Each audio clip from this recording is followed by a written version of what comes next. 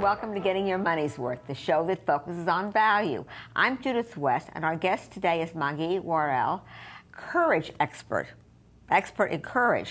That's a mouthful. How do you become an expert in courage? By having to overcome a lot of fear. Oh, I don't know. That's a lot of us that could qualify for that. Yeah. In fact, you've written a book called Find Your Courage, 12 Acts for Becoming Fearless at Work and in Life. It's interesting that you choose the word fearless and courage to talk about becoming successful. Those are not common words in that arena. Mm-hmm. How did you come to that conclusion? Okay, well, or that choice, I suppose. Sure. Well, I define fear as courage, not as the absence of fear or self-doubt or all those little voices in our head that everybody has that kind of say, you know, play safe, but action in the presence of it. And I think whether it's in people's careers or in their relationships, being willing to take action, to speak up in the presence of our fears and self-doubts is really crucial to being successful. Most of us have self-doubts, right?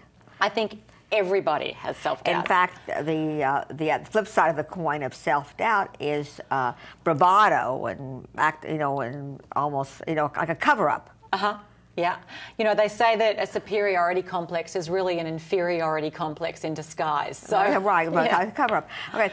So, what's the fine line? I mean, how do you speak up for yourself fearlessly without looking like you're full of yourself? Look, I think what's really important is to get clear about why is it that you're speaking up in the first place. Okay. And, you know, often issues come up in relationships, in careers. Sometimes we're unhappy about things. And so it's important to go, well, what is it that I really want? What is it that I need to speak up about? You know, what's the price I pay if I stay silent and play safe and don't open my mouth? I think you said the price we pay if you stay silent and just put up with it is you give up control. Yeah, we give away our power. You give away your power. Mm-hmm. We have a large segment of Americans in society today, very unfortunately, that have fallen into the ranks of unemployed, and some people who have been out of work for a long time. It's Margie, right? Have been out of work for a long time. How do those people stay fearless? How do they stay courageous? Yeah. How do they stay in the fight?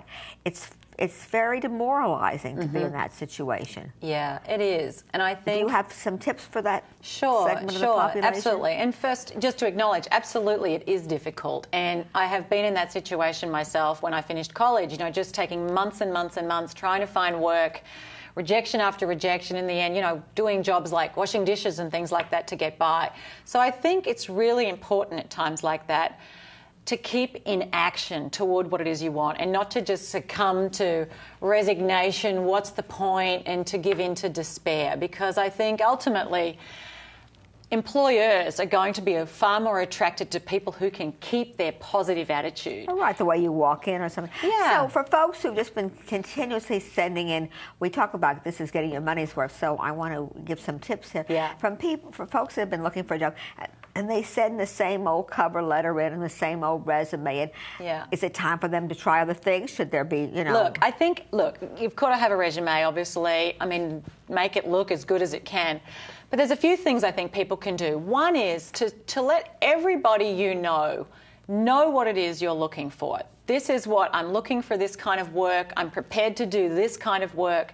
Because I think the more people who know what it is you're looking for, the more people that can help you expand your network. Get it, yes, spread the word.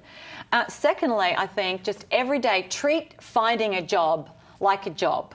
Create a schedule. You know, otherwise I think it's very easy to kind of get up in the morning and read the paper and watch TV and walk the dog and feel down.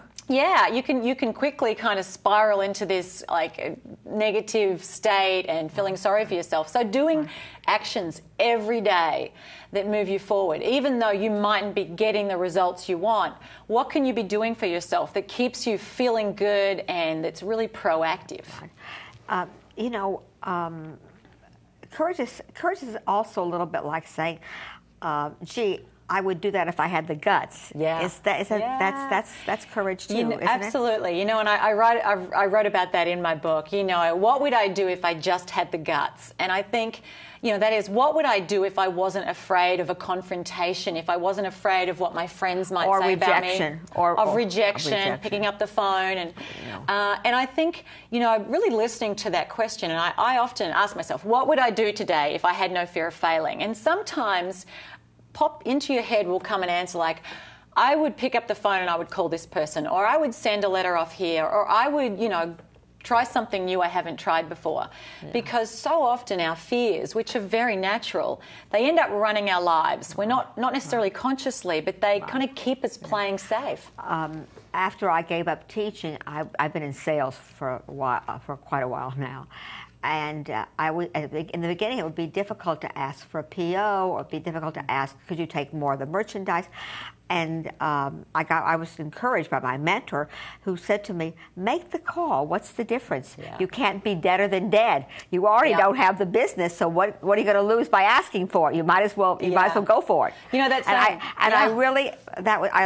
heard that very early in my career when I made the transition into sales, and it stuck with me. And I even tell it to my kids.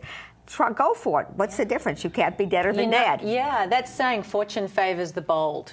Right. And I really think that life rewards action. You know, what have you got to lose? The worst thing that can happen is that you don't get what you want. But, hey, the upside is that you could get it. So, yeah.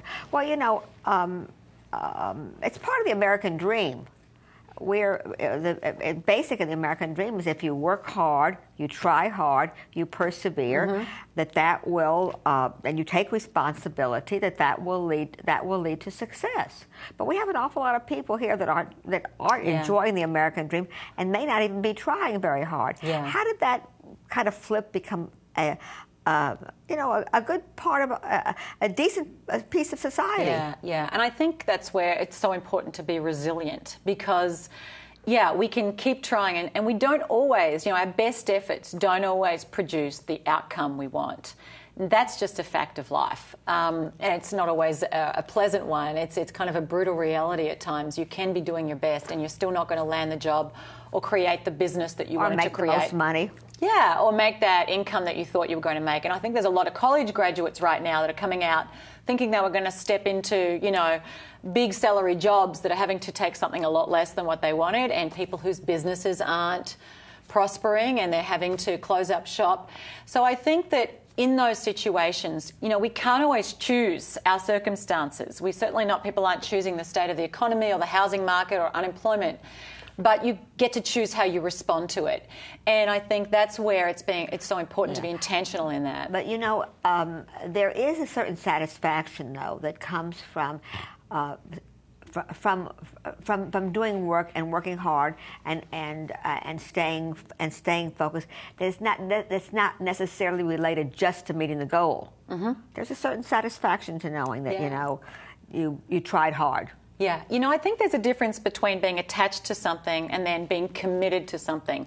We don't always get the result we want, but we can stay committed to being a great leader, even though we mightn't have got the position that we wanted. And I think it is, Robert Browning said, the aim, if reached or not, makes great the life. Right, so, exactly. Keep those goals. And speaking of this courage, we're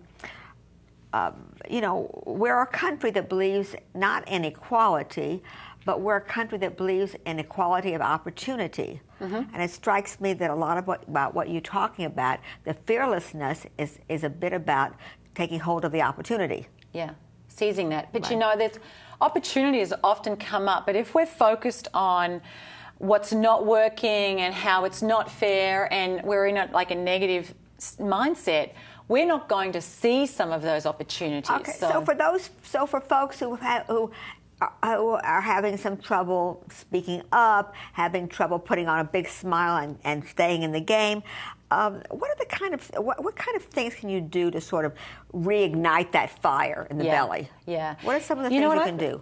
Sometimes just break it down into little tiny things, like even, such as, for instance, what's one thing I could do? I could just get out and exercise every day. I mean, people can, that makes you feel better. It starts what can I control? It starts the juices going. It starts the hormones going. I think about distinguish the things you can control from what you can't. So it's a feel good. That's a feel good, right? You can actively engage in having those positive conversations with people about what it is you want, versus getting stuck in negative, complaining conversations. How do you use this fearlessness in interpersonal relationships? Well, I think it's got everything to do with our personal relationships, being courageous, because, the quality of our relationships is determined by the quality of the conversations we're having in them.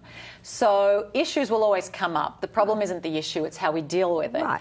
And it takes courage often to really confront sensitive issues, put our feelings on the table, share with people what it is we want and what we don't want, and, to make ourselves vulnerable. And people feel sometimes intimidated if you're, for example, if you're in a crowd of people that believes in abstinence from liquor or something, you feel intimidated to say something. You don't have to necessarily, but offer to drink.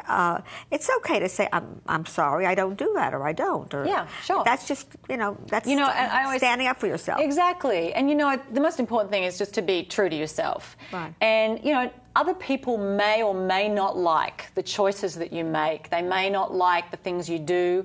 Right. But at the end of the day, are you being true to what it is that's right for you? I suppose that's part of this business of courage, is having the courage to be you. Yeah, right? There's a chapter in there on that exact thing. Right. How to be you. How did you come to briefly? Let's sort of talk about, how did you get to this point in your life where you suddenly you threw off the inhibitions and became you? Well, I grew up on a dairy farm in rural Australia, and I spent a couple of years backpacking around the world in my early 20s. And, I didn't realise at the time I had so many fears and doubts about being criticised, failing, being rejected, not being good enough. And I think it was really through having to kind of work through all those insecurities myself that made me realise how much so many people around the world, we really are run by these fears and self-doubts, and they keep us from being who we want to be. You had courageous parents to let you go off on your own backpacking. Yeah, I guess they were quite courageous. They had a lot of faith. They kind of said, okay, we're just got to trust that she'll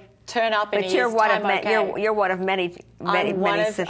One of seven. I think that for sure is a courageous parent, right? That for sure is a courageous parent. Anybody that has 7 kids, I'd call courageous. But really, isn't that part of it?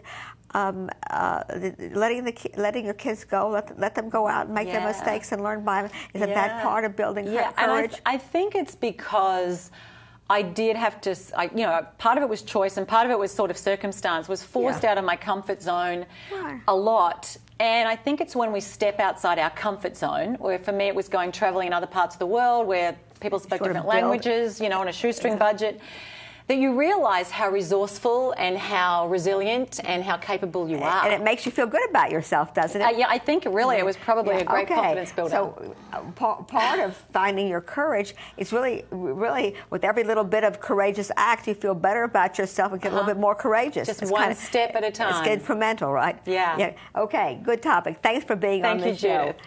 I'm Judith West, getting your money's worth. Thanks for watching.